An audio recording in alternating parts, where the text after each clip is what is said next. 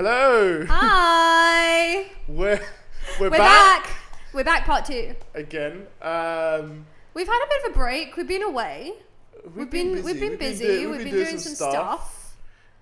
Which we will fill you in about, and it's been a really cool 6 months. We're halfway through the year, guys. Yeah, which is mad. But actually, before we launch into it, for those of you who may not know us, for any new viewers, my name is Hassan. This is my beautiful wife, Summer, and this is the Summer Lovin Podcast.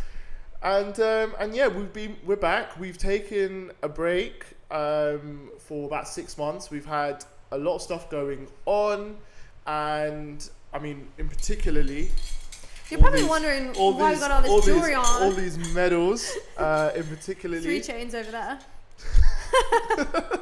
So yeah, I think obviously we mentioned previously when we were on here, I was taking on the London Marathon, and which I completed, which is fantastic. Got the medal. And then Summer's actually done her first race, her first half marathon. Yeah. And I joined her, so we both got a medal there. We both have the same one, landmarks half. And then I also done another half. And what else? We've just been doing so many different things. I think our life's changed a lot since when we were last recording. We've moved. We've got our own place now.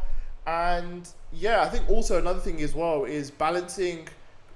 Well, this is mainly me. This is mainly my fault. But balancing running, and running my first marathon with recording a podcast and having a full-time job was just a lot. So we were trying to figure out our new setup. And I mean, for a little while, we actually didn't have a sofa in the flat for about for the first 4 weeks. We didn't have a sofa, and we also were not worried about not having a sofa, but we could not. We just didn't have the setup that we wanted. Yeah, so there was just a lot, and then also and I think it was we had ideas, but then we just weren't. It was just time as well. Time wasn't on our side in terms of having time to record. And obviously then the time that we moved was around Ramadan, and I think with the training, with the move, with everything, the extra time we did have, we wanted to just put towards Ramadan and actually making the most of that month. So I think that was another reason why we delayed it. And I think we always kind of just said, okay, look, maybe after this, because when we came back, or as we're returning now, we wanted to really give a go at it, which is also really important. So hopefully, we can be more regular. So also, just for context, before we dive into the topics that we want to talk about today, for anyone who is new around here and wants to get an idea of what this podcast is about, is we like to bring the vibes. We like to brighten up your week. It's something where we can just kind of relax. We talk about our life and things that we're going through. Honestly, anything that we've been up to, anything that we're watching, reading, listening to, just vibing with, having a good time. We do couple of dilemmas, couple of situations, couple of questions of the week. So we do a few bits and pieces like that. But main thing is we want you to enjoy the next hour chill. And just vibe and just chill out with us while we talk about life, talk about whatever we've been up to. I feel really official, by the way, because before we used to have mic stands, and I feel like now we've got these presenter mics. It's the thing is, I want to bring the mic stands back. Really? So yeah, definitely. So, but it feels like eventually this is serious. This is serious. I would like to also maybe add something to the wall back here. I think that would be quite cool. Yeah, maybe it would be quite cool to have a setup. Yeah, maybe. For sure. Yeah. Right. Let's should we talk about the bling that we're wearing? Yeah, because I mean, honestly, I look kind of normal, and you look a bit nuts. I mean, when I actually say let me just be completely honest, guys. We're at the end of June. From January until May, literally all we were doing was running. I actually think mainly my fault. I mean, obviously, we said that once Hassan had signed up for the London Marathon, that was going to be his personality trait. I can confirm, and rightly so, but I can confirm that training for the marathon, being a marathon runner, and then having completed the London Marathon was his personality all up until basically May when he turned 30, and then. I mean, it's still been the same since. And then but let's basically let's take it one step at a time. So both of us have done let's races take it, now. I think let's take it one step at a time. Bit at a time, yeah. So we both did the London Landmarks, which is a half marathon through Central. And it was the first weekend in April, so it was exactly 4 weeks before the London Marathon. And for me, that was a training run. I was actually given a place in London Landmarks from one of the charities that I was running the London Marathon for, which was M7 Education. They gave me a place. They said, use it as part of your training. Yeah, incredible. Which was amazing. And so for me, that race was it wasn't really a race. I was doing a practice for the London Marathon, and my aim was to go at my race pace, which was about 5:40, 5:55, something like that. 5:40, 5:55, and just run it and at that steady pace the whole way, which I did. I think I went sub 2 hours, which was like 1:55, which was incredible. Crazy. Was it crazy. Insane. That race, I'm trying to think now. Basically, I think for the first 5K, because my legs were fatigued, because obviously I didn't taper or anything, and tapering is where basically you run a little bit less to let your legs recover. Usually it's the week before your race, so you've built up your training volume up until there, and then basically you're just easing off so that your legs are your legs aren't completely finished and you can run the race. So obviously, for me, I wasn't doing that. It was a training week, so my legs were fatigued or whatever. So for the first 5K, still ran a sub 2 on a honestly, really good. So for the first 5K, it was horrible. Then after that, I was just cruising, and I think maybe for the last 2-3K was a bit difficult, but really fun race. I didn't know this. Someone actually told me this. It was created for fundraisers, right? For people to raise money for charity. Yeah, actually. So it's actually I think the main charity is actually.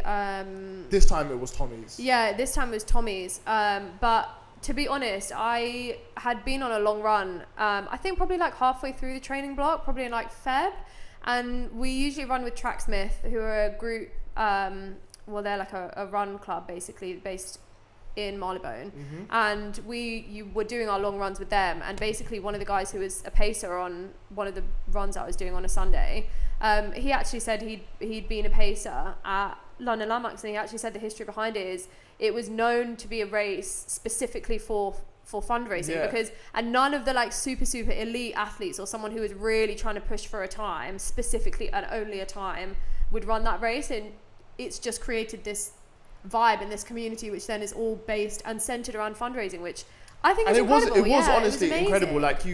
You had spectators throughout, which was incredible. It's a huge race, by the way, guys. I honestly did not know it. Now having coming out of it, 20,000 they had. I can't remember. I think it was around 20,000 runners, which is obviously big. And then, but yeah, like I said, there was crowds the whole way round. Yeah, each charity had their own sort of mile marker. Yeah, they had their own mile markers. They had choirs, charity choirs that were singing. They actually told you to do the race with no headphones in, which I think to start with, I was quite daunted by, I'm not going to lie. But that was when I was getting my race pack kind of early on in the training block, and I thought, oh wow, they really expect you to run the whole race. You don't need it. But the vibes from the crowd, they had also they had DJ, loads of DJs, loads of choirs, loads of bands, which I was really shocked for. And really wholesome. I think even when I finished, I'd spoken to someone, and I was obviously I was really chuffed. I was actually quite emotional when I finished it, because even because I went sub 2 and I was just really shocked, and yeah, and it wasn't even sub 2 by a little bit. It was 5 minutes under. So I was I was really a bit emotional. But I remember speaking to someone, and someone said, if you like the atmosphere here, you wait until you do London. London's gonna be even bigger and better. And that was insane. My thought with Matt was how can you get bigger than this? Because I don't think either of us were expecting it to be as big as it is. But so that was me. So like I said, how did you find it? I mean, honestly, guys, so it was my first race and it was my first half. So, I think just going into it, I now understand people actually say you need race experience.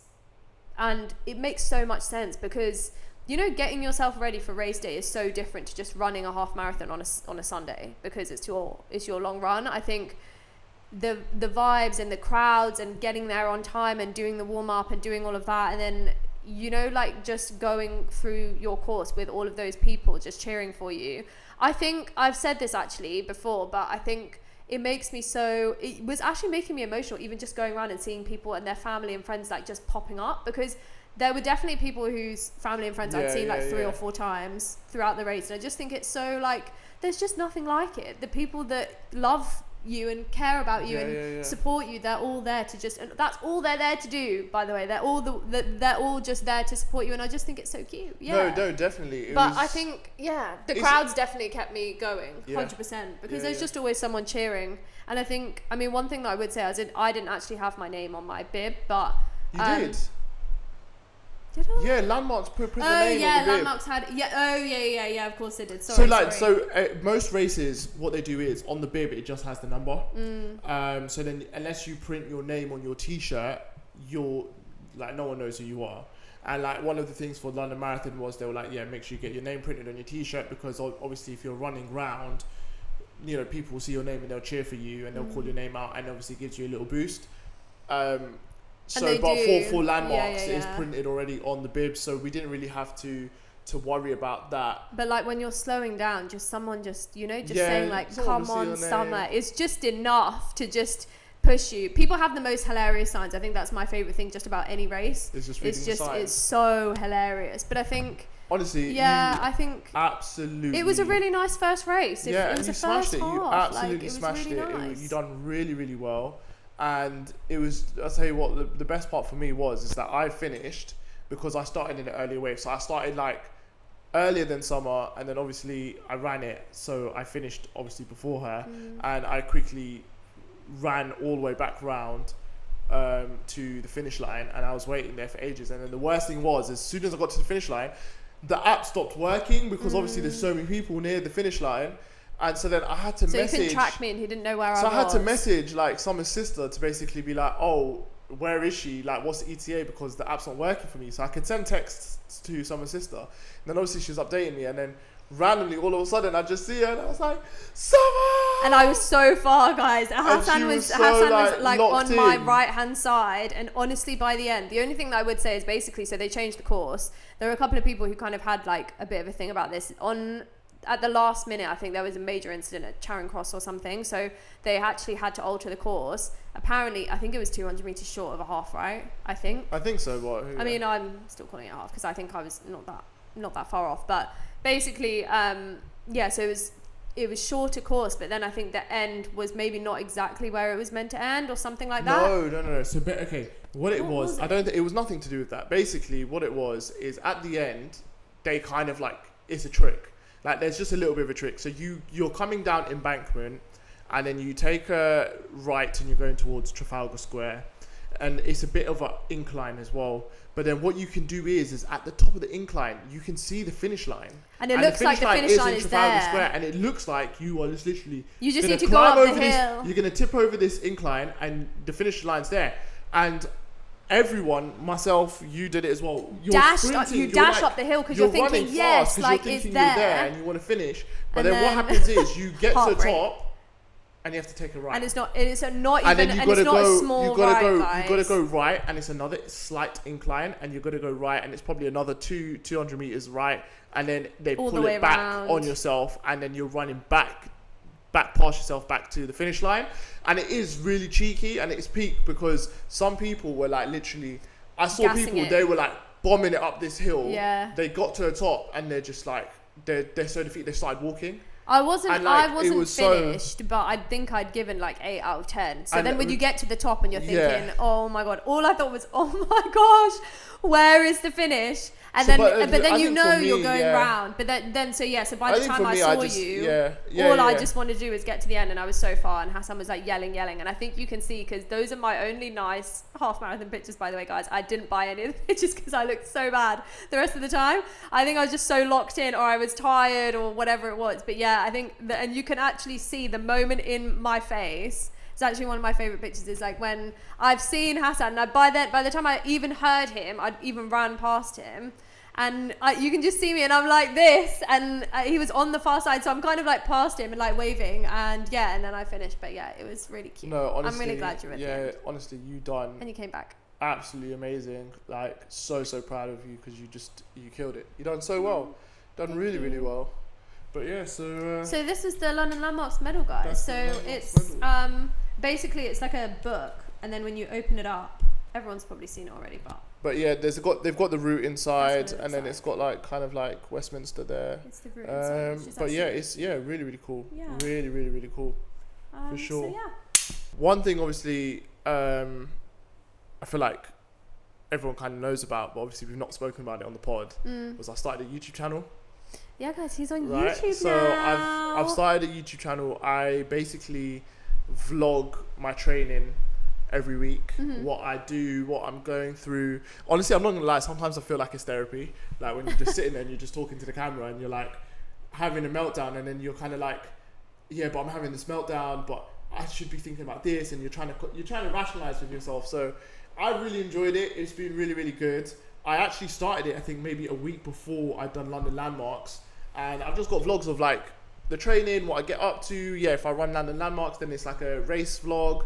And what's the name of the channel? Hello. Oh, sorry. Yeah, Hassan Runs Through Life. Yeah. Which I thought was like pretty like bang on. But it's like, yeah, I think the reason why I've said I've done it as Hassan Runs Through Life is because basically, obviously running is a huge part of my life right now, and it's something I'm just so passionate about. I really enjoy.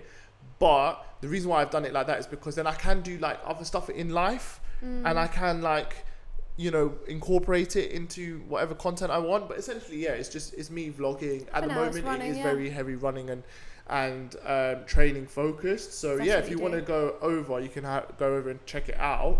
I'm gonna talk very briefly about the London Marathon because on my actual on my YouTube channel, I've done a whole video on the London Marathon where I go into so much detail about how I was feeling on the day, and it cuts to clips of me actually waking up, getting ready, going.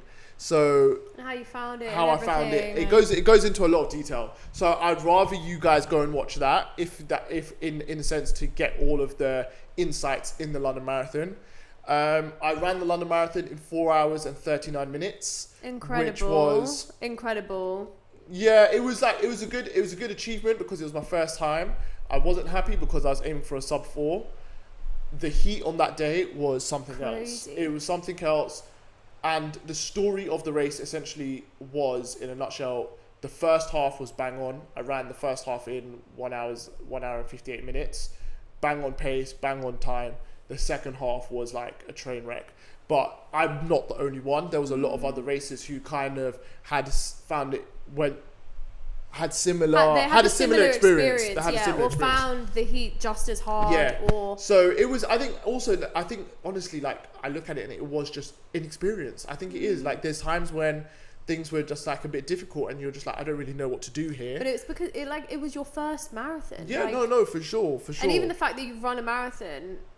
Like the percentage of the population that has run a marathon is so small. Yeah. Like the fact that you're even now in that bracket is just crazy, because probably about 5 years ago, if someone had asked you, are you going to run a marathon? You would have literally said no. I'd have laughed them out of the room.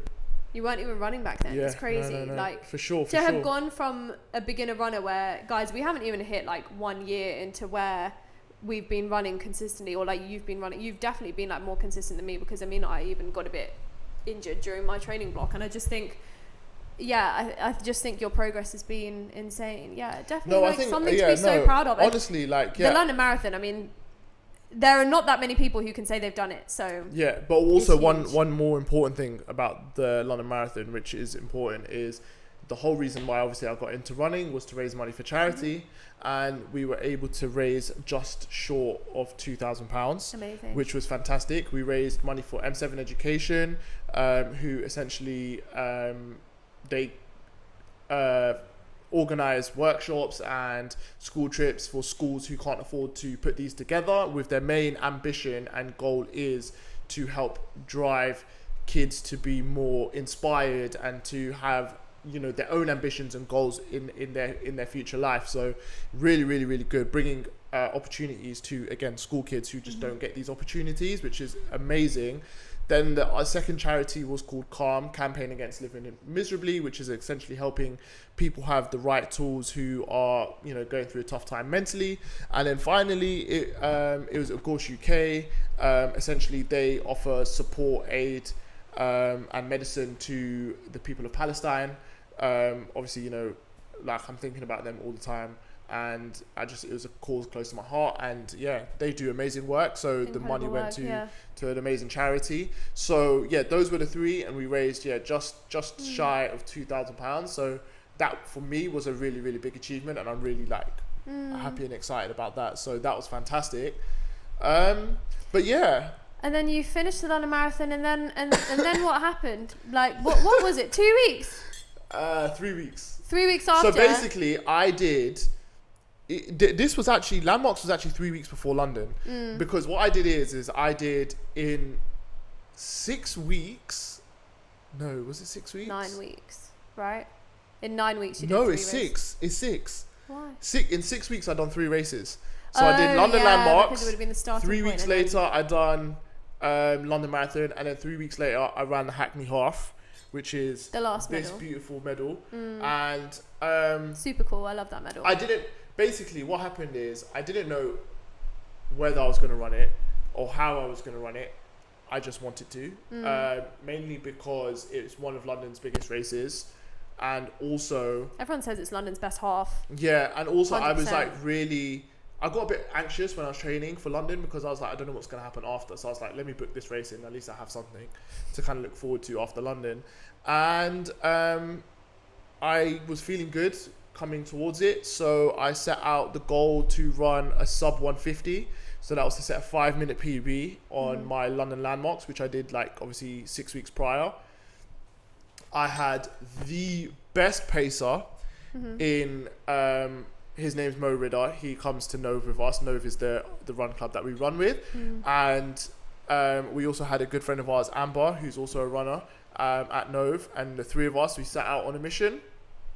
And we hit 150 bang on. So it wasn't sub 150, but it was still 150. Still a 5-minute PB. And just honestly insane. I held a 5:13 pace the whole way round. I would say I was pretty comfortable. There was definitely some parts where I was like, we need to grind through it. But overall, really, really good. And that again was a really, really cool experience. And again, it was that one was funny because I crossed the line and I was so out of breath, because for the last 1K I was booking it, going as fast as I could.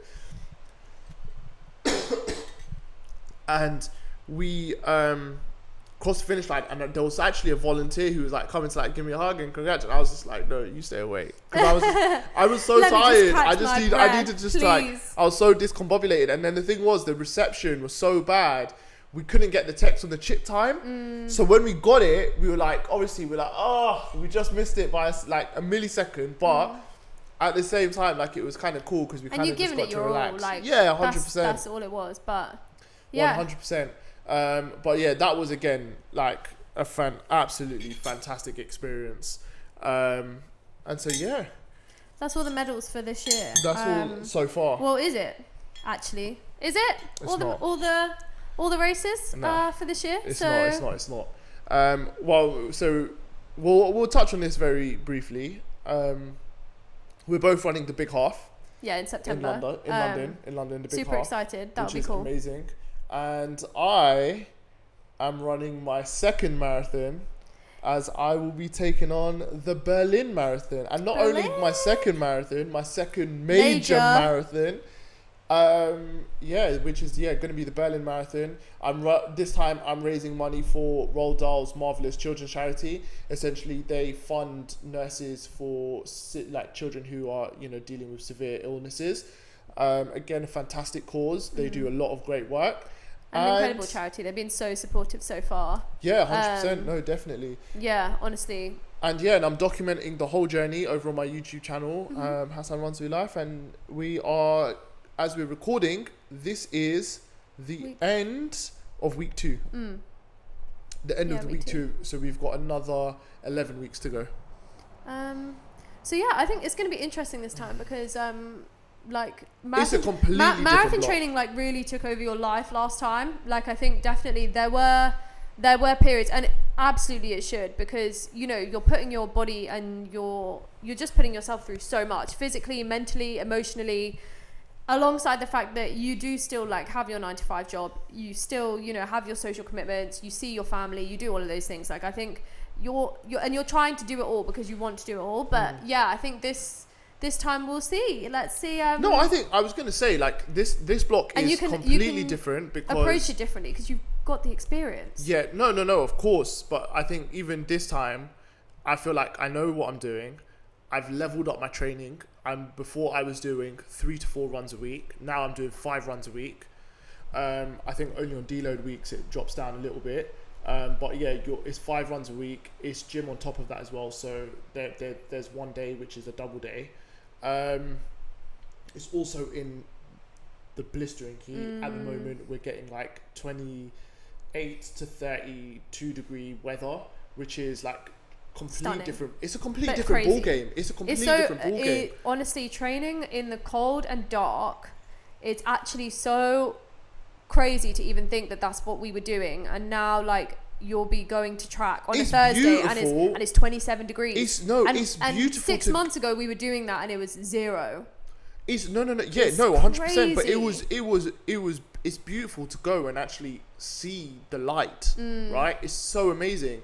Even when you go for a run in the night, like in the evening. I mean, you know, when we go to like Nove or whenever we're doing in the evening, it's so lovely. But honestly, like the actual heat itself is a different ball game. Running is so hard. I think honestly it's so hard. It's so much more difficult than running in the cold, because actually what it is you can warm yourself up and you can get warm, but actually cooling down whilst you're still running is just so hard. It also depends like how overstimulated you get, like how stressed, how dehydrated you get, how all of that can then affect, because in your head then you're thinking like, oh, like I'm feeling really tired, oh it must be because I'm dehydrated, oh I need to get a drink, I need to stop, I need to whatever it is. It's definitely so like it's very a definite different. It's very different in that sense. So it's different in the sense where it's the climate. It's different in the sense where I've now upped my training because I really want to gun it. Like I want that sub 4 this time. Berlin's a very flat course as well, so I really want to go hard and just do my best. So those are the two things. But yeah, like I said, you can follow all of the training, everything on my YouTube channel. I'll put the link in the bio or in the description, below. But yeah, I'm documenting as much as I can, the highs and the lows, and I think also in terms of, I think when I was training for my first marathon, I think I'd go for a long run Sunday morning, I'd be X'd off for the rest of the day. Whereas I feel like now I could go and run 16k and I'd be fine. I can crack on with the rest of the day like it's nothing. Yeah. So, which is amazing. Moving on from myself, you ran for an amazing cause recently. Yeah, do you know, I completely forgot to say, one thing that I did forget to say about Landmarks is I actually ran for Refugee Action. They're also an incredible charity. They were incredible to run for. I met one of the girls when I was running, actually, because I saw her with her Refugee Action t-shirt, and I caught up to her and was just like, hi, which was really cute. And also recently I was on my way to Nove Run Club on Monday, and I actually met another guy who'd also run for Refugee Action in exactly the same race. He was asking me, I was wearing my training top that they'd sent out to me, and he asked me, oh, so is your link still live, and what race are you running for them? And I actually said, look, I've actually run Landmarks, and he said he did the same. So, but yeah, they're an amazing charity to run for, so supportive and so encouraging. And then yeah, like since then, so actually there is there's basically a run club now. Is it a club, or is it just like they just do events? No, they do like a multiple of events, but at the moment it's like, I think they're calling it Girlies for Gaza Run Club. Essentially it is a run club where it's ticketed.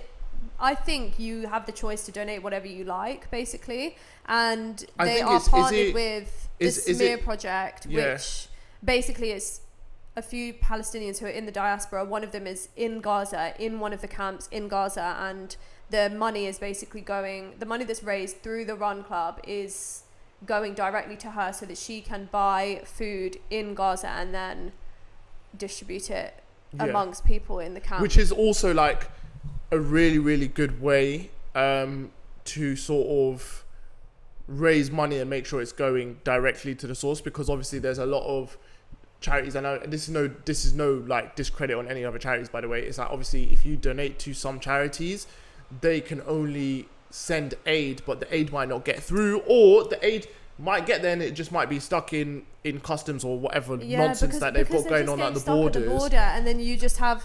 Whereas this is going to someone who's in Gaza, and they can go to like buy it whenever it's available. I'm not saying like it's as easy as going to the shops and they just need money. It's not that easy. It's very, very difficult.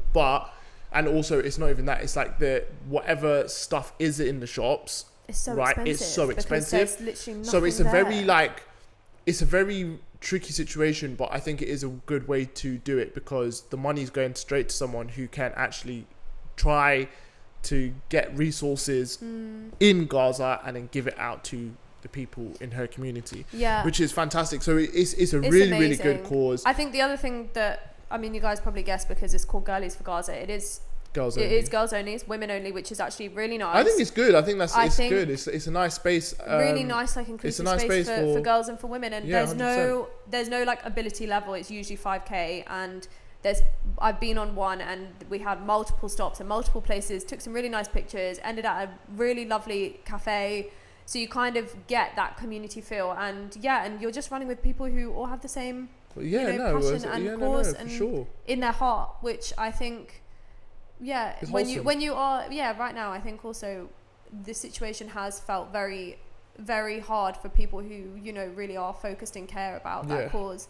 It's easy to feel like nothing's changing, but it's nice to feel like you can be part of something. I think that can make a change. Yeah, it's amazing, and I think like the one, obviously I've enjoyed running from the aspect of like getting better and training and achieving goals and doing all of this stuff. Like, I've enjoyed that part, but like I've also enjoyed the fundraising, like raising money for the London Marathon, raising money for here, and then even this, like finding these initiatives which you can use to like raise money for like a really good cause is amazing. And I think like running is just so much. Running can just be whatever you make it. It can be 100%. Social. It can be for training. It can be for charity. I think it's just you can just. I think that's just the best thing about it. But if you can raise money while you're doing it, then No, for sure. Why not? Not quite moving away from running, but actually moving away to a little bit, just to talk about our favorite place for matcha currently. Oh, so hold on. We didn't have a matcha addiction before. No, actually we didn't. We didn't. Lovers of matcha now. Sorry, we've joined the team. We joined the club. The funny thing is it's like it's on trend, but we just really like it, and so I don't care if it's on trend. We're just like, we enjoy it. But we've got a spot, and basically we discovered the spot from long running on a Sunday. It's How Matcha in Marylebone, and we were going there literally every Sunday. I'd say probably from January until basically just before London Marathon, because then just before London Marathon you were doing a lot of long runs. No, it wasn't. So it was basically every Sunday until Ramadan. Oh yeah. And then when Ramadan started, then we stopped running on a Sunday. Then we stopped running on a Sunday. Obviously we're not going to have matcha in the daytime. And then it was on Eid. We went back. On Eid. Literally on Eid day we went straight after there. And you know, I remember he goes, "Oh, I haven't seen you for a while." And we were like, "Yeah." And then anyway, and then obviously we've been going again like quite regularly. I wasn't running with Tracksmith, but I was still going down, especially when we moved here. When we moved here, so then it was obviously a little bit closer for us, so it was quite easy. But I think How Matcha in general, guys, if you have not been to How Matcha and you're looking for matcha in London, I think if you look at it, if you rate it basically on taste, it's amazing. They've got it just tastes banging every time. Yeah. So I would say that. So many options, really cool matches as well, by the way. So if you want to try like something different, definitely 100%. Like as a place. I would say the snacks, right? Amazing. So nice. Really, really good. They even have like vegan options which taste really, really nice. So that's another thing. And then the service, absolutely incredible.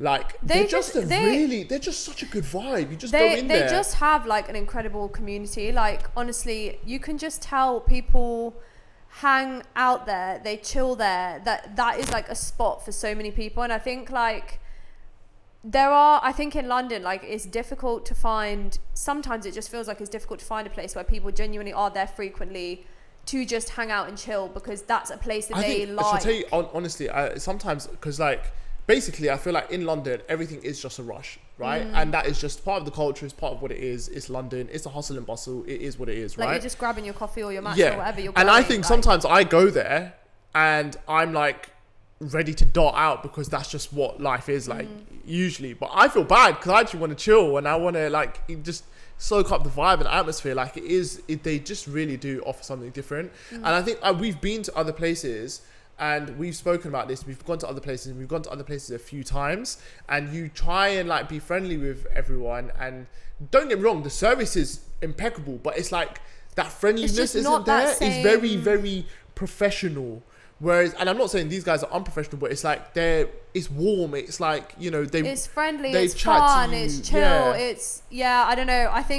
I just think How Match is just basically a special place. Sorry, we're not just going to keep going on and on about them. But yeah, I recommend How Match to literally everyone that I know. Everyone we know knows that we're just there all the time. Yeah, no, 100%. But yeah, it's like even in some of like our TikTok videos and stuff, like they've just seen How Match in the back and then they're just laughing because they're like, because they're just like, oh, we're there again. We're there again. But one really, really, really, really cool thing that we have done as well, or that I got to do. Not we, actually. Well, no, you helped me. You helped me for sure. I was part of it, of course, because you're my number one supporter. Yeah, so obviously I'm running the marathon for Berlin. I'm fundraising. Needed some, help and ideas to fundraise. And one idea I had was like to do a pop-up run at How Matcha, and I just thought it'd be really cool. And I reached out to them. Firstly, actually, I think I just spoke to some of them in store, and then they told me who to contact, etc. And yes, I reached out, pitched them an idea for me to do a pop-up run, and as a way to raise money. And yeah, they basically agreed to do it, and we got to host, or I got to host my first pop-up run ever. And it was just a really cool event. It was so fun. It was incredible. Essentially what it is that we all met up at How Matcha. We went for a 5K run, and then we came back, and then basically the way they set it up, which was incredible, this was like their idea as well, is they said, we'll get QR codes, or we can put QR codes out for your donation link. If anyone donates a minimum of £5, they get a free matcha, which was like incredible. It was so cool, yeah. And then that in itself was absolutely incredible. But then they even doubled down and said, however much we raise in that day, they're going to double.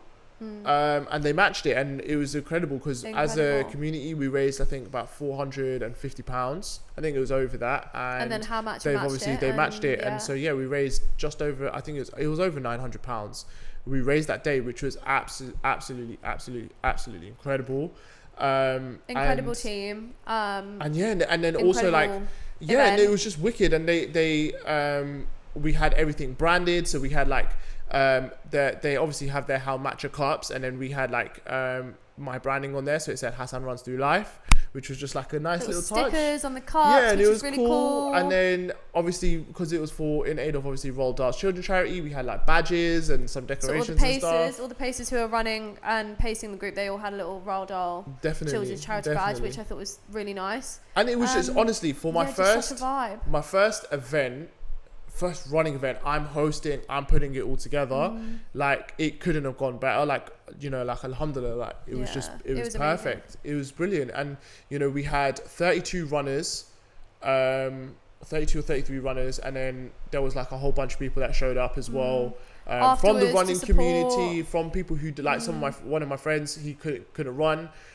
He came through, and he actually came through before the run and waited until we came back. And then there was a few other runners that we know in the community, and they came through, and it was just honestly it was just amazing. Really, and it was really fun. Really good. Got some really cool photos actually, because you had clips by Kev doing the photography. He absolutely smashed it. But yeah, honestly, shout out to the whole How Match team, and it was Rashik, really cool.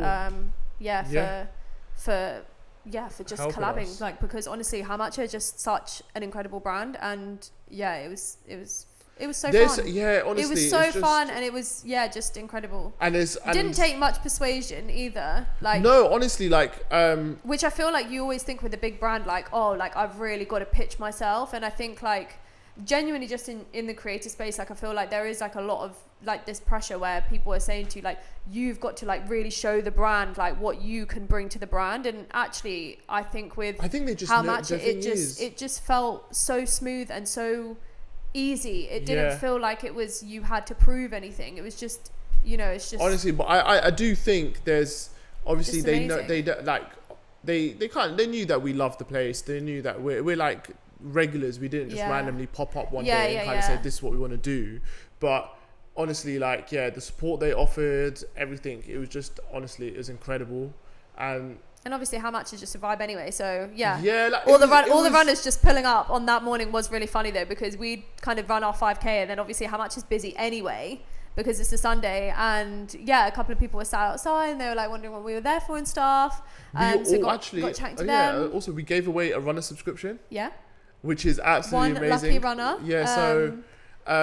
That's something that I wanted to do, just like which is make really cool. it just to make give back to the community and whatever.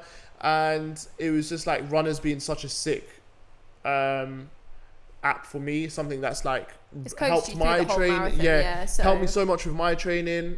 In that sense, I was like, you know what, I want someone else to experience this, so I got a 1-year subscription, and then we done like it was a raffle, I guess. In a way, that's the easiest way to describe it. Raffle, And we had one lucky winner who won it, and she is actually using it to train for the big half. Which is really cool. And so I'm like so excited to see like her journey now with the app and how she finds it, and like really excited. So that's cool. But that was that was a pop-up event, and it was sick. It was sick to combine two of my passions, matcha and running.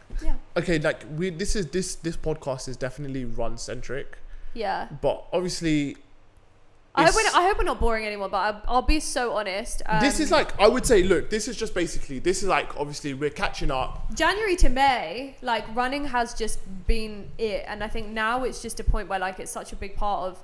Definitely, like it's such a big part by the of way, your life, we have done like obviously other stuff, right? Like there's obviously we've moved. Obviously, we've been doing other stuff, guys. I turned 30. 30, which is like absolutely shocking. But mostly. But obviously running is a huge thing, and it's not only that. Actually, running's just become like a big. I think it is now a big part of our life. It's not the only things we do. It's not the only things we can do, but it is definitely like a big part. And one thing that happened this week, which was absolutely so cool, was there was a girl named Faith. She's a Kenyan runner. She's Kenyan athlete. And athlete 100%. Yeah. And incredible runner. So she attempted to break the 4-minute mile. So to date, there's not been a female runner who can run a mile in under 4 minutes. Her time, she set this time in, I believe it was 2023, was 4 minutes 7 seconds and something, right, and change. And and she attempted it just, I think, like last Thursday. That's just gone. And so basically on Thursday I run track, and it starts at like about 6:45, and we normally start with some warm-up laps, and then I thought we'd finished the warm-up, and I knew she was running the 4-minute mile that day as well, but it just slipped my mind because obviously I'm at track now. I'm like training, whatever, and I just thought warm-up was over. And then obviously one of my mates, he pulled out his phone and he's loaded it up, and then I was like, oh, is that now? I was like, oh my god. And then I started watching, and then someone else came and joined, and we're all watching on his phone. And then I've looked up, everyone's basically on their phones watching this race, because it was streamed live on YouTube. And everyone was watching it, and everyone had tuned in, and it was such a really cool moment, because it was almost as if everything just stopped for these 4 minutes just to see like this event. And unfortunately, I mean, no, I don't want to say unfortunately, because she didn't break 4 minutes, but she still set a new record at 4 minutes and 6 seconds. It was actually over a second quicker that she's managed to do it. Yeah. And she just done incredible, man. She was so sick. I don't think people understand how hard it is. How hard running a 4 minute mile is. You know, like your average runner is probably running like a 9.5, 10 minute mile. Really? An average runner, yeah. Maybe 9 minute mile. I thought 8 minute mile, surely no. 8 minute mile? I'm not sure. I think even, let's say because I'm pretty sure Tracksmith's pace on a Sunday, I think like 6 something is like a 9.5 minute mile. I think. Basically, don't quote me on that, but let's just say, I would say your average runner who maybe runs a couple of times a week is probably not getting any faster than even 7 minute mile is fast. Like a 4 minute mile I guess so. I don't know. I'm saying don't compare to an athlete, but like a 4 minute mile is so quick. So quick. No. A 4 minute mile insane. Is rapid. You got to remember it. You got to think about it like this, right? It's 4 laps of a Olympic track. So one lap is obviously 400 meters, right? So it's 1600 meters in total. So obviously it's 4 laps of that. But you think about it, like you've got to do it at a lap in 6 seconds 4 times. That's so hard. And honestly, anyone out there, just go to a track and just do 1 lap, right? You do 1 lap, all out pace, and you will realize. And then you've got to then you've got to do another 3. And then you've got to do another 3, no break. It's such a really, really difficult challenge. But she's honestly, she smashed it, man. She done so well. So inspiring. Honestly, so inspiring. And I think that Nike afterwards, the words I think they used to describe it was something like, I'm paraphrasing here, I don't know the exact words, but essentially no, it wasn't like you prove it can be done. Yeah. You proved it could be done basically. Because because that improvement she made like over a second, like it's sick. So she's moving in the right direction, and honestly, it was just, I don't know, man. It was just such a, I don't know if it was wholesome, but it was just crazy, like how everything just stood still for like a few seconds, for those 4 minutes, just so we could watch that race. And it was really cool. I'd actually seen, I'd seen a video of, it was a track in America or something, and all the girls had just stopped to watch running just to watch. Yeah, and I think everyone was just saying. I think for like the running community, especially for the running community, it's such a big moment. It's huge. To witness, to watch. So it was really, really cool. Yeah, really inspiring. Really, really cool. But yeah. So that was I guess maybe our inspiring segment of the week. Yeah, be like Faith, push the boundaries. Yeah, for sure. And just try, because without trying, you're never gonna know if you can do. Yeah. If you can do anything. You're right. Do you know you have 30 minutes? 30. I don't know what you're referring to. How old are you now? 29. Yeah, right. Yeah, I'm finished. Yeah. I'm finished. I'm 30. Got nothing left. Hassan. I'm joking. So obviously. Dramatic, guys. No, honestly, do you know what? I'll be honest with you, yeah? And you actually, I don't know why I'm saying this, you know this already, but guys, honestly, when I turned 29, I was in bits. I was like, no, my youth is gone. I'm gonna turn 30 and I'm gonna be old and it's gonna be horrible and it's gonna be like literally that was my genuine exactly. That's what he sounded like. Honestly, yeah, I did. To be fair, you turned 29 when we were on honeymoon and we were in Singapore, so yeah, but I still hated it, honestly. But you were definitely like, I think, do you know what it is? I actually think when you're 29, you're so freaked out about turning 30. But honestly, in the run up to turning 30 and all of that, not bothered. No, it wasn't. I wasn't even bothered. I was like, yeah, cool. And I'm excited. I'm like, yeah, I'm in my 30s. I'm happy. I'm like, yeah, cool. And like, it's just honestly, it's like as if everything's just disappeared. Like I'm not concerned. I'm not stressed. I'm not like, oh, I'm getting old or anything like that. Like, yeah, I'm buzzing.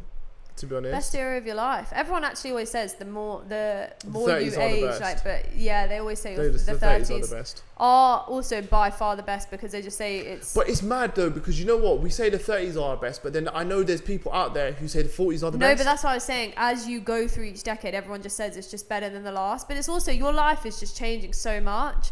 But I just think, I definitely think when I was like 22 and I was thinking about turning 30, I was like, oh my god. Do you know what? Listen, let me just tell you what. Yeah, this is actually the only time I've ever felt seriously old. Yeah, how can my brother say, "Oh, there was this old guy, like he was so old," and then turns around and goes, "Alright, he was probably about your age." Yeah, probably a bit younger than you. Yeah, maybe just a tiny bit younger than you. And I was thinking, what? We're talking about creator on TikTok, and I literally looked at Hassan in the car, and I was like, I just didn't know what to say. I was like, you are taking the Michael, mate. Like you're taking the mick. My brother turned 17 this week, guys, and he said he thinks he's an uncle. So. God, I don't know. If he's an uncle, I don't know where we're at. I don't know. I don't want to know actually. Honestly, where we're at. It's the youths these days, right? The youths. They don't know. They don't know about this. They don't know about. But also, I just think it's funny because when you're younger, you're just so worried about getting old. But I actually think guys. Okay, I know it sounds really cheesy, but the older you get, the more it's a privilege to age.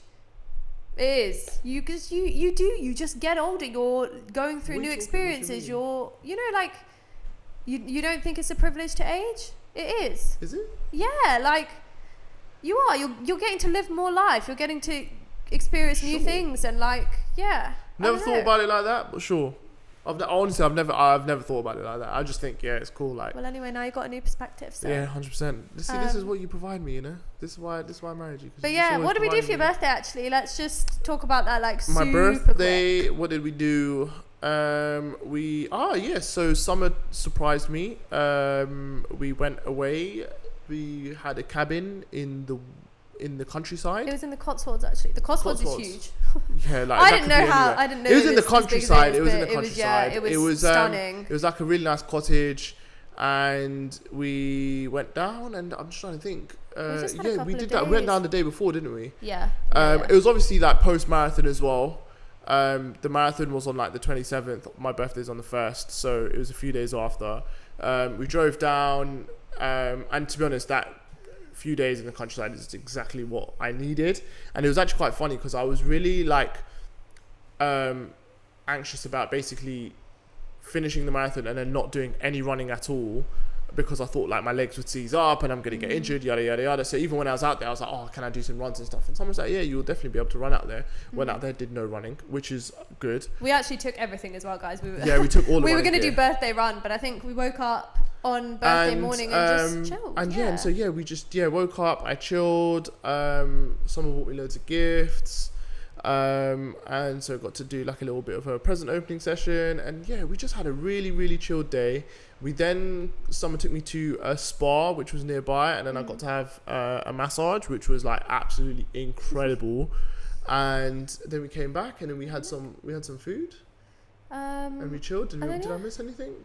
No, and then we were back the next day. Like it was a very like short stay, but it wasn't long. But I feel like going up to the marathon, everything had felt so hectic, and it just felt like training, and then it was a marathon. Then it was like whoa, then it was everything was centered around that for a really long time. That then like it was actually really nice to just go away and get out of London a bit. Honestly, we love London so much. Like I actually do love London. Yeah, I think we do. We definitely love the city. But I think it was really nice to just get. I think we've done. This is like the third. No, well, we've done a day trip to Camber Sands, which we loved, and then we've done 2 staycations now in the countryside. And I think both times we've absolutely loved it. And the thing is, we're not even there for like a super long time, but it's just enough for us to go out and just relax and really switch off. And I think when we do this, we really do just turn our phones off, and we're not really like...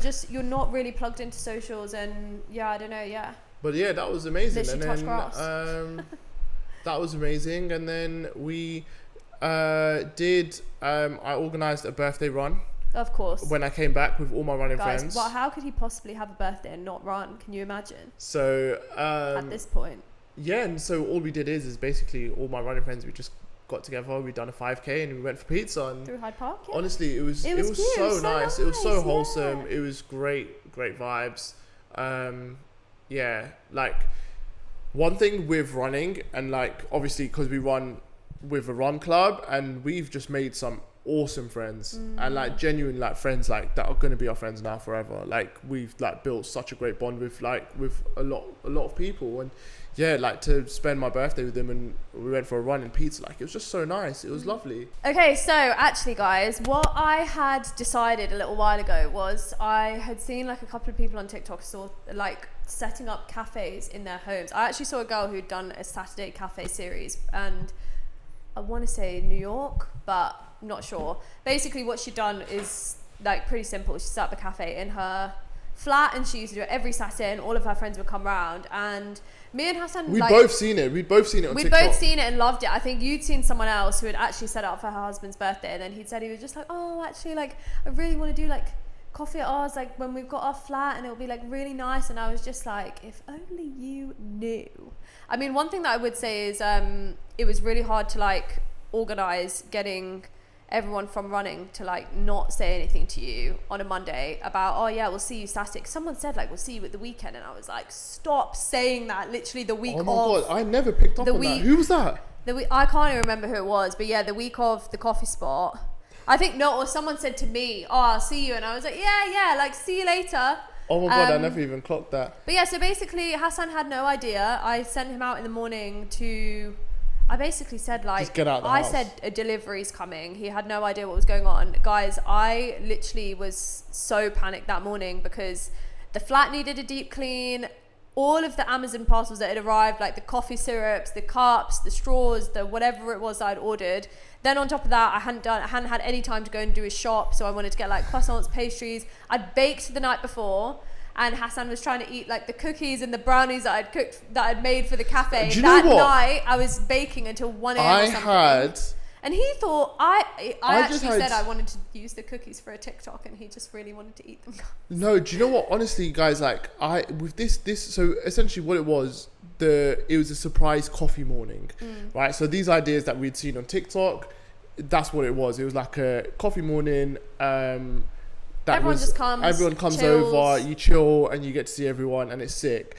And someone had done it, and she'd invited basically all of my friends, all of my running friends, everyone. Obviously, I have no idea about this, and the thing is, it was just peak, and like the thing is, afterwards everything made sense. So someone had made these cookies and brownies and stuff, and I just thought, oh, she's just making them because the night before. I thought maybe she's just got a craving, and then I was trying to sprinkle because I think I'd said, oh, she was talking about TikTok. I'm just really in the mood to bake. Yeah, so and you were talking about TikTok as well. So I just thought, okay, fine, she just wants to make a TikTok. But also, it was kind of like it was quite late at night. So then in my head, I was thinking, oh, like probably eating a cookie is probably not the best thing anyway. Like that's what I was thinking. Like having something so late is probably not the best. But I just didn't know. I just didn't. Another thing which someone said, like it was again late the night before. She goes, oh, should we just clean up the flat? And obviously it's late at night. I was like, no. It wasn't super late. The time I'd said it was like 9 p.m. or something, and I said, oh, like I was thinking, should we clean the flat tonight? And he just gave me this look, and he was like, no. And I was in my head, I just thought, great. But obviously, I'm just thinking it's 9 p.m. And this is like a Friday, isn't it? Yeah, it was. It was a Friday night, so it was like a Friday night. So I was like, Friday night at 9 o'clock at night. I'm not deep cleaning or doing a clean of the flat. I want to go to bed. And then anyway. Then the next morning I woke up and it's like 8:45, and I'm obviously in my head I'm thinking I need to shower, I need to get ready, I need to go to Waitrose to go and get like all the stuff. I need to like set everything up. I had like made like a poster of like the menu of all the coffees that we were going to do and like whatever. I'd like written all of that out and like you done that the night before, yeah, when I went to sleep. So like I needed to put that up. I then needed to deep clean the flat. Thank you for that. You're welcome.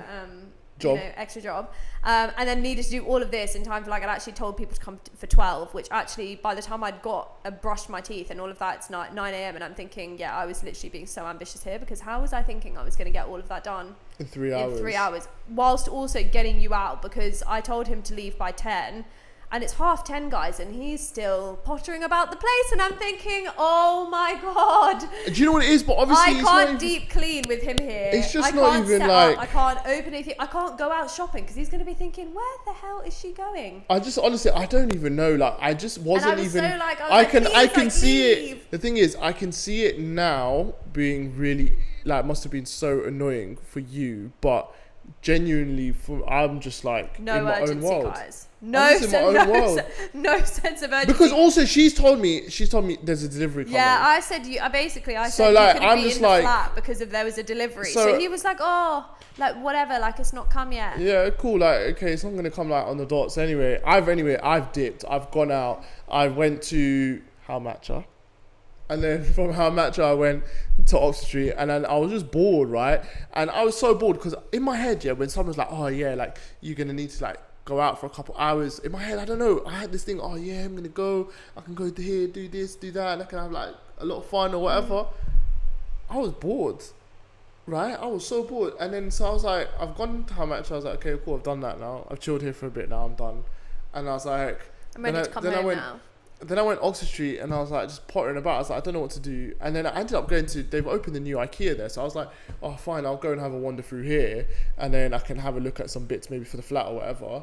And I was in IKEA and I was so bored. And then I messaged one of my running friends, and I was like, oh, what are you up to today? Like, do you want to do something? And then he was just like, what would you mean? I was like, well, basically someone's kicked me out of the gaff, right, for some birthday surprise. It's a delivery.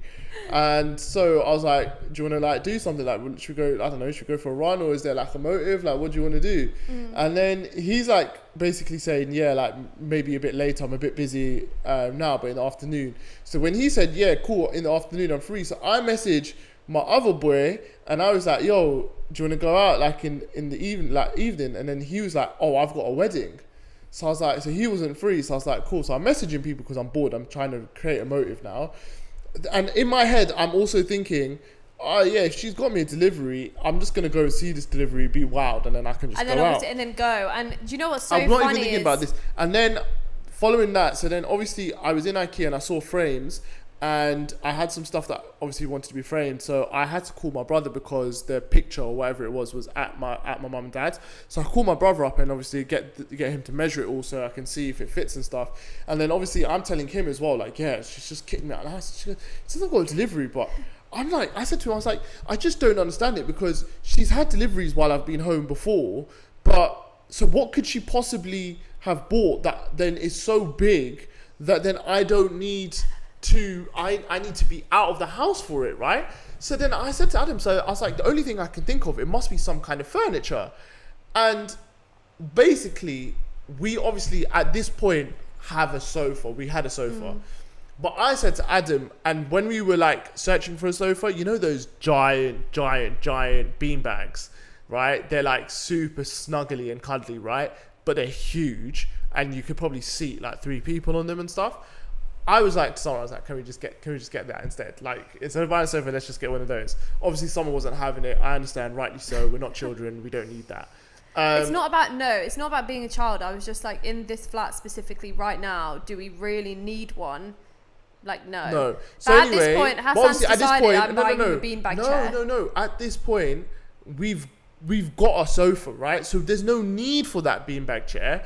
But then I was thinking, if she's bought furniture and she's like something that's surprised, something that I'm gonna like, it'd be that beanbag chair. So I was like, maybe she's got me that. And then, but then obviously my rationale in my head is saying that is wrong. She's definitely not got you a beanbag chair. But I was just trying to figure out, and I was on the phone to my brother, and I was genuinely just trying to figure out what furniture have you bought me. And then she's like, oh yeah. Then I had to go. Then she sent me to some shop to pick up some cake, and in my head, it was a vegan cake, and in my head I thought maybe she's just saying to pick it up because she's going to see like her sister or something, and she can give it to her because she really likes the cake from the shop. So I was like, maybe that's the reason. So I'm not even questioning that. So I've picked up the cake, and then she's like, right, you need to come home now So I'm like, okay. Yeah, then what had happened, guys, was after he's put down the phone to his brother, Adams then rang me and said, yeah, he thinks you're buying him a beanbag chair. And I was like, what? And he was just like, yeah, he's so convinced. And obviously by then I'm just cracking up because I thought, oh my gosh, this is literally so hilarious. I was like, right, okay, fine.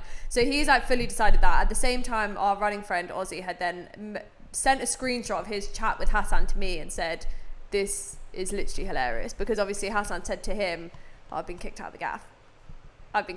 Don't know why, blah, blah. And obviously, and Ozzy was coming. So he obviously just thought that was hilarious. So Adam had helped me kind of like set up and help me kind of like get Hassan out of the flat. So even Ozzy has come in. My other mate, Midday, who you'd messaged, he was also coming. He was coming. He said he had a wedding. But he did actually have a wedding. He did have a wedding, yeah. But he was obviously coming here first. But yeah, so like obviously anyway, so then someone's like, yeah, you need to come home now. So I'm like, okay, right, I better get myself home then. And then I've come home and then I've come upstairs, like obviously up the lift and whatever, come through. Like I don't think, did I have keys? I can't remember, but I've knocked on the door, someone's opened the door and she's like, yeah, come in. And then obviously I've come into the living room and it's just like one of my friends and he was so confused. What I realised was, guys, he was just so confused. Because he was looking for a beanbag chair and he found one of his friends. He's looking for an inanimate object and it's a breathing, happy human being. He's really excited to see him. And the first thing, obviously, our friend Jay said, oh, happy birthday. And he's probably thinking, what is going on? I was just like, so I've looking around the room. I'm looking. I've basically. I've come in. Thinking, I came in, right, and I've seen Jay, and I'm like, I'm gassed, right, because I'm like, oh my god. But then I'm also really confused because I'm like, what's this delivery? Why is he here? I was like, yeah. Where's my delivery? There were so many things going on because obviously I'm like, where's this delivery then? Jay's here, that's amazing, but why are you here? Right? And then I'm like, and I was just really confused. And then the table, like, our dining table was just covered in all these beautiful croissants and pastries and stuff like that, which was amazing. And the cookies and the brownies. And then someone had like this poster and it's got all of like the coffees on there that you can get and all of this and whatever. And it was amazing. And then, but obviously it's just Jay, right? So then I'm like proper looking around. And the reason why I was looking around is because I was like, I thought everyone was hiding. Yeah, he thought there must be some more people here. But basically, I asked everyone, can you just come for 1 p.m? By that point, like, some people were probably on their way, and I was just being super last minute because I just said, guys, look, I'm really sorry. I've just really underestimated how much time it's going to take for me to get everything ready. And basically, I'd said it was an open invite. People could come from any time, but I said, like, from 1 p.m. So Jay had probably come at like 1:45. So to be fair, he wasn't even that early. He was just on time. He was on time. But then I was just panicked because I thought, oh look, I don't. I then obviously needed the birthday boy here, but yeah, then everyone slowly started trickling, and then honestly, by that point, it was slowly starting to click into place. So it wasn't. So basically, so obviously, I'm like looking around. I'm like, okay, so where is everyone? And then Summer was like explained what it is that we're doing this coffee morning and everyone's coming and that was the surprise, right? That we're having this coffee morning and other people coming. And then I was like, oh, okay. And then the thing is, I felt really, no, it's fine. But I felt really, really bad because I was like, oh my God, Jay's just going to think that, oh yeah, like I'm not bothered that he's here. But I was obviously gassed, but I was just really confused. And the thing is, he did obviously get that I was confused as well. But I felt really, I did feel a bit bad because I was like, oh my God, do I seem mad ungrateful? And then honestly, I'm not gonna lie, it was so sick because everyone started coming through. And the thing is, it was like, you know when you go to a surprise party, you walk in and everyone's there, right? So you know who's at the party because everyone's there. We basically had a party and people just kept arriving, and every time someone arrived, it was a new surprise. Yeah, so I had no idea who's coming, who's been invited, who's been whatever. So like, so then like the door, our door rings, and we've got obviously like a camera for downstairs or whatever, and then it comes up, and then it's like my friend Midday and his brother Meeks, and I'm like, oh my God, they're here. And then it's like another one goes, oh my God, this person's here, and it was sick. It was sick. And it was so nice to see everyone. Everyone loved the coffee, by the way, guys. So I'm so I'm not going to lie. Summer absolutely smashed it with the coffee. The coffee tasted so One electric good. Hand whisk from Amazon literally can work honestly wonders. Done so well.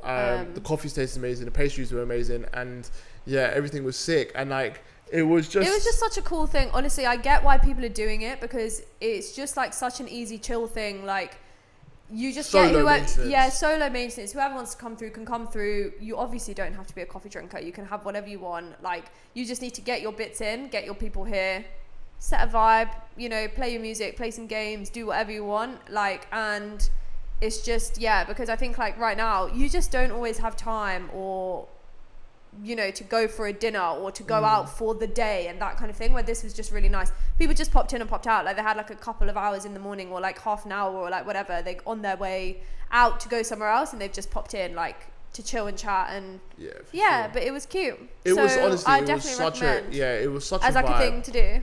It was such a good vibe. It was so sick. And it's again, it's low maintenance. Everyone came through. Everyone had a good time. I had a great time. You had a great time. We got to live out our dream of having our own coffee shop. So for sure. We want to do it again. We're gonna do it again. I think summer's gonna be like a little bit busy. But maybe August. Maybe. So coffee arts success. 100%. And honestly, it was such a sick surprise. But I think that kind of like that rounded off your out the birthday celebrations. Oh, actually, one thing. I also got for my birthday, this was actually the coolest thing I got for my birthday, a rice cooker. Honestly, game changer. Never seen a boy so happy to get I was like, honestly, guys, he was banging this rice cooker drum for literally like 2 months prior, by the way, let me just say. We were at the dinner table at like your parents' house, and he was just like, a rice cooker was just, oh my gosh, it would be amazing. I was like, I need to get one. I need to, when we, like, because obviously we're like moving out and stuff, and I was like, we need to get one. We're going to buy a rice cooker and and like, obviously. Lives are going to change. And the thing is, everyone always goes, why can't you boil your own rice? Like, okay, fine, I get it, right? Yes, you can boil your own rice, but it doesn't always come out exactly how you want it, whereas the rice cooker can consistently just make it banging every single time. And can confirm it is amazing. And also the hype is justified. Yeah, it's so 100%. Easy. So convenient. Just wash the rice, put it in, and you're good to go. And so anyway, that was just, I mean, I got some really cool presents. I'm very blessed, very lucky, but that was definitely sick. Up there, 100%. I was so gassed. 30 and a rice cooker. Yeah, that's it. Maybe I am getting old. Yeah, maybe. But also quickly touching on age and getting old and stuff like that, right? Obviously, they had that French festival. Oh, Fête de la Musique. Yes, the music festival. Basically, obviously, I didn't know this was a thing, right? And when I found out this was a thing, it was way past time to even arrange to go. Yeah. And obviously, I knew so many people that went, and I was just literally like, I just kept thinking like, when did I stop hearing about these motives? And I'm like, and honestly, I'm not even gonna lie, it genuinely just felt like I turned 30 and all of a sudden I was locked out the group chat. Like, that's genuinely just how it felt. Okay, and then it was so funny. It's so emotional. No, but honestly, it was so funny because I was talking about it with some friends at Run Club, and they would just turn around and go, "Are you sure it's not because you were married?" Yeah, to be fair, I think it's like. And I was like, wow. So is it Summer's fault then? Well, it's not my fault. Do you know, guys? Hassan's like not the biggest fan of Paris. Not the biggest fan, but what I'd say is it's not your first choice of places to go. I think that's a fair thing to say. Based off of that, but also I had heard about Fête de la Musique through actually just another girl who had randomly come to Run Club probably like 2 months ago. Oh wow, okay. Which I don't know, by then it might have been a bit too late, but it is actually huge. I didn't know how big it was, but which probably sounds crazy. It was bigger this year because it fell on a weekend. Oh right. And it hasn't done so in a long time. Oh, I didn't know that. Yeah, so that's why then everyone went. So like from America, from like all over Europe, everyone went there because it was on a weekend. It's never normally on a weekend. But it looked so fun. It looked so crazy. Fun. And I feel like everyone that's been has like said like there were just so many different types of music. So like even if you weren't into that kind of music, it's just such a vibe anyway. You can just go wherever you want. You turn down another street. There's a party going on. There's people there. Like vibes. Yeah, it seemed like a vibe, and I was just sitting there, and I was like, that's when I was like, raw, am I old now? Because I don't get invited to the motive, but yeah. No, all you do is run, that's why. Your motives No, are running related and running you know what? centric. So Wouldn't change it. I'm enjoying it. So yeah, maybe it's Fête de la running next time. Maybe. I don't know. Maybe we run from London to Paris? Maybe, yeah. Nah, because I'll tell you why that's never going to happen. I'm not doing an ultra. That's one thing. So like I enjoy my running. I love running. I think the perfect distance for a race is a half, right? Half marathon's beautiful distance. And I think running a full marathon is hard work, but it's fun. It's enjoyable. I am not passing for a full marathon. A full marathon is the max I'll do. I'm not going to do an ultra. I'm not even going to. I don't care. I don't even care if it's a 50k or a 55. Like that, I'm not doing ultra. No way. And to do something from London to Paris, I'm not doing it. No thanks. Okay. That's like. All right. 100%. But should we wrap that up for today? I think yeah. Yeah. I think we've probably yapped everyone's ear off. I'm really sorry, guys, if this has just been so running focused. What it is this episode? We're runners. We are runners. We can't not talk. We can't have one conversation without running being a part of it. I think this was more of a case where, like I said, we wanted to update everyone. You know, like this is us just kind of like easing back into it. Yeah. Wanted to update everyone. Wanted to let everyone know what we've been up to, what we've been doing. And yeah, we will be back next week. Our regular segments will be back, guys. What I was going to say was, as always, if you guys have any dilemmas, we will drop our email in the description. Please just like chat us through whatever is going on in your life, your situations, your anything that you just need help with, whether that's friendships, work, relationships, hobbies, focused, whatever it is, like all anonymous. We just love hearing about what you guys have been up to. And yeah, like if you've got any recommendations of like anything we should be doing, checking out, going to, seeing as Hassan's just said he doesn't know what's going on, let him back into the group chat, guys. Let us know about the motives, man. And we'll see you next week. Yeah, for sure.